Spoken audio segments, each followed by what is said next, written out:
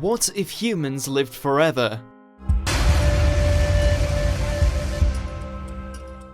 What do you fear most? Some might say loneliness, others are scared of small spaces, and more than a few of us would say public speaking. For a vast majority of people though, the inevitability of death would be towards the top of the list. Given our fixation on self-preservation, it's only natural that human beings should have a phobia of death. Whether we see death's shadow looming from a mile away, or it creeps up on us entirely unannounced, the idea of leaving this life we've worked so hard to build and all our loved ones behind is nothing short of harrowing. While the exact timing and nature of death can be unpredictable, we can at least take solace in knowing that life expectancy has significantly increased over time. According to the National Institute on Aging, in the year 1900, people were lucky if they lived beyond the age of 50.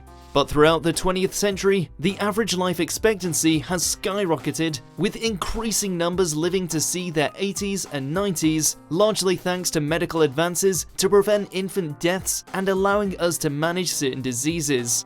Although not every nation has access to the medicines and healthcare that so-called first world countries sometimes take for granted, life expectancy figures have notably risen in many less developed areas too. As far as we've come though, it's still rare for anybody to survive past 100 years. Living from 1875 to 1997, Jean Clement holds the record for the longest documented human lifespan at 122 years and 164 days. But as Joanna Maisel of the University of Arizona put it, aging is mathematically inevitable. If you believe in reincarnation, it might be wise to come back as a Great Basin Bristol cone pine tree, an ocean cohort clam, or any organism with an unusually long lifespan. But you'd still only be delaying the inescapable. So what if human beings were wired to live for thousands, millions, or billions of years? What if death was an option rather than an inevitability, allowing humans to live forever? First off, the world as we know it today would probably look a lot different. Picture a society where history's greatest minds, such as Plato, Aristotle, and Socrates, never died. They would have been able to continue their research and evolve along with the rest of mankind, theoretically bringing about a more enlightened future. For every seemingly positive outcome, however, there's a negative. One can only imagine a world where Adolf Hitler, Attila the Hun, and other merchants of evil were still spreading misery. Plus, the further you go back in history, the more ignorant and intolerant people tend to be. So, even if Socrates and co were still around, social progression would likely have suffered some serious setbacks, or become halted entirely. However, if we were to analyze every potential alternate timeline, we'd be here for several lifetimes discussing it, and still without even scratching the surface. So, for the sake of simplicity, let's imagine that sometime in the foreseeable future, we find a way to increase life expectancy to an infinite number of years. Even if we were physically capable of living forever, there are countless variables that may prevent us from reaching our maximum lifespan. In the US, 50% of deaths are caused by heart disease, cancer, and chronic lower respiratory disease. If these diseases still exist, then anyone's immortality is very touch and go, as it'd be almost impossible to evade various major health problems for eternity. Furthermore, for those suffering from Alzheimer's disease, diabetes, or other incurable conditions, living forever might actually seem a fate worse than death. Then again, if we could cure death, who's to say we couldn't cure all known diseases and disorders too? But even then, there are plenty of other ways for people to clock out early. Around the world, roughly 1.3 million people die every year in road crashes alone. Again though, who knows what other medical innovations await us in our live forever future? Perhaps bullet wounds, lost limbs, or car accident injuries are also curable. So if death is completely non-existent, and no injuries, disorders, or diseases are permanent or life-threatening, what then? At first, it might sound like a dream come true. With unlimited years on the horizon, you'd finally have time to write that novel, learn a second language, or spend a year abroad in Paris.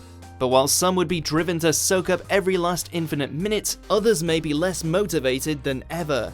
After all, if we're going to live forever, what's the rush? Why not just sleep in until noon every day, and then spend several hours binge watching your favorite show?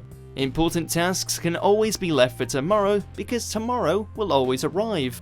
Realistically though, very few people would be able to goof off 24/7 since structured work hours and even retirement would be a thing of the past. In the US, people often retire sometime in their 60s. But if we can't die, chances are we'll never be able to save up enough money to retire forever. Most people will just keep on working and working and working, either due to financial obligation or because doing nothing all day just sounds intolerably dull. In a world where nobody retires though, there would likely be fewer occupations to fill, which poses a problem for younger generations in need of steady work. Of course, certain companies may force older people out of their jobs in the hope of bringing in fresh blood, but either way, the lack of work could have negative economic and social effects. Other social norms would also most definitely change. Could you give a criminal a life sentence knowing that they'll never die, for example?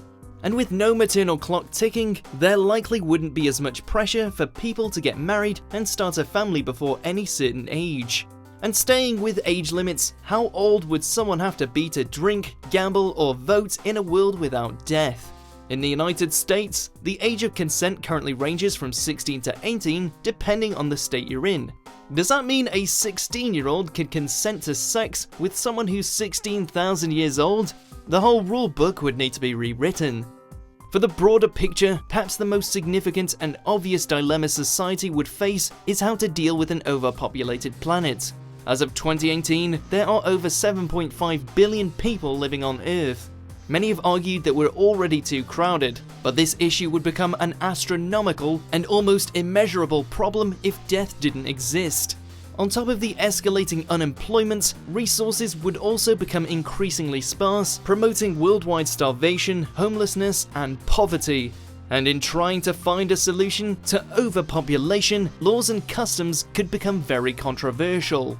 Voluntary euthanasia has sparked a number of ethical debates in recent history, with it only being legalized in a handful of countries. If dying naturally is off the table, however, more people may change their minds about physician-assisted suicide, although many would still likely label it as blasphemy. Of course, that's assuming that our general understanding and appreciation of religion in general remains intact, which it probably wouldn't be. In fact, in exceptionally dark circumstances, as a means of addressing overpopulation, some governments may even make voluntary euthanasia a legal requirement upon reaching a certain age. Much like how advocates for hunting suggest that it can help preserve wildlife, assisted suicide may become the only way to maintain our species. However, an elitist society could emerge around the euthanasia issue where rich and powerful people may be able to buy themselves more years, literally putting a price tag on their own lives. Another potential and extremely controversial solution could be to limit childbirth or ban it completely. Similarly to ongoing debates on issues like abortion and birth control though, individuals would likely have vastly varying opinions on whether the number of children they have should be dictated by the government, and policies would likely differ between nations. Since overpopulation is a global issue, differing laws and opinions may even lead to war, although acts of violence would obviously lose a lot of impact without the threat of death. Perhaps the best and most positive solution would be for humanity to band together and build new habitable environments away from Earth. Throughout the 20th and 21st centuries, there's been constant discussion about colonizing the Moon or Mars, and it has been predicted that NASA will have humans orbiting the Red Planet by the 2030s. Other options include colonizing on purpose-built space stations, as well as seeking out new worlds that humankind could inhabit. In general, relocating off of Earth is something we'll have to do eventually anyway, since the sun will burn out within the next 5 billion years. Living forever doesn't mean much without a planet to live on. Of course, it's mostly the stuff of science fiction so far, but there are some that believe that immortality is more feasible than we imagine. Although we're never likely to produce a bona fide philosopher's stone, futurologist Dr. Ian Pearson believes we could unlock another elixir of life by the year 2050.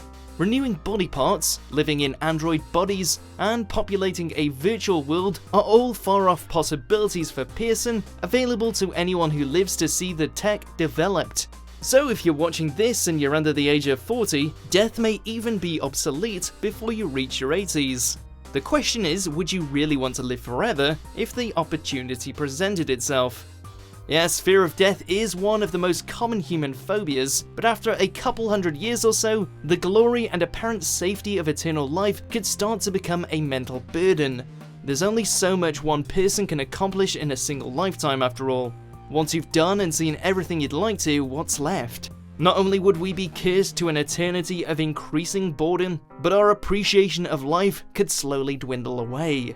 Without the prospect of dying, would life lose its value?